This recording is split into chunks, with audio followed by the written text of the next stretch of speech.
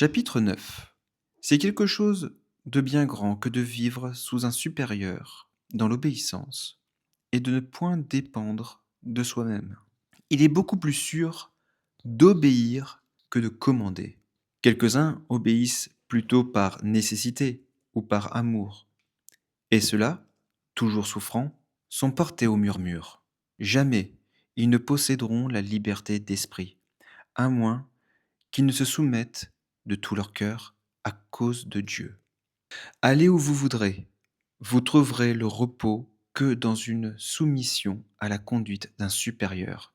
Plusieurs, s'imaginant qu'ils seraient meilleurs en d'autres lieux, ont été trompés par l'idée du changement.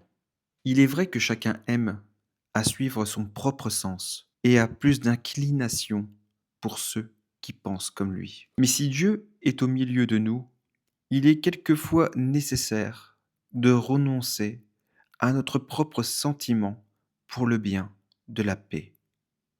Quel est l'homme si éclairé qu'il sache tout parfaitement? Ne vous fiez donc pas trop à votre propre sentiment, mais écoutez aussi volontiers celui des autres. Si votre sentiment est bon et qu'à cause de Dieu, vous l'abandonniez pour en suivre un autre, vous en retirerez plus d'avantages. J'ai souvent ouï dire qu'il est plus sûr d'écouter et de recevoir un conseil que de le donner. Car il peut arriver que le sentiment de chacun soit bon, mais ne pas vouloir céder aux autres, lorsque l'occasion ou la raison le demande, c'est la marque d'un esprit superbe et opiniâtre.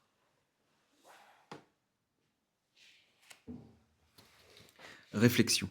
Le Christ s'est rendu obéissant jusqu'à la mort et à la mort de la croix. Qui oserait après cela refuser d'obéir? Nul ordre dans le monde, nulle vie que par l'obéissance. Elle est le lien des hommes entre eux et avec leur auteur, le fondement de la paix, le principe de l'harmonie universelle.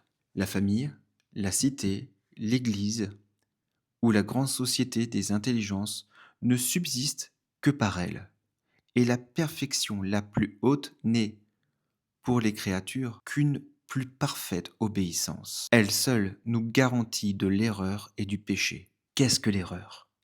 La pensée d'un esprit faillible, qui ne connaît point de maître et n'obéit qu'à soi. Qu'est-ce que le péché? L'acte d'une volonté corrompue qui ne reconnaît point de maître et n'obéit qu'à soi. Mais à qui devrions-nous obéir? À un homme comme nous? Non, non. L'homme n'a sur l'homme aucun légitime empire. Son pouvoir n'est que la force. Et quand il commande en son propre nom, il usurpe insolemment un droit qui ne lui appartient en aucune manière. Dieu est l'unique monarque et toute autorité légitime est un écoulement, une participation de sa puissance éternelle, infinie. Ainsi, comme l'enseigne l'apôtre, le pouvoir vient de Dieu et il est soumis à une règle divine, aussi bien dans l'ordre temporel que dans l'ordre religieux, de sorte qu'en obéissant au pontife, au prince, au prêtre, à quiconque est réellement le ministre de Dieu, pour le bien, c'est à Dieu seul qu'on obéit. Heureux celui qui comprend cette céleste doctrine, délivré de la certitude de l'erreur et des passions, de la servitude de l'homme, il jouit de la vraie liberté des enfants de Dieu.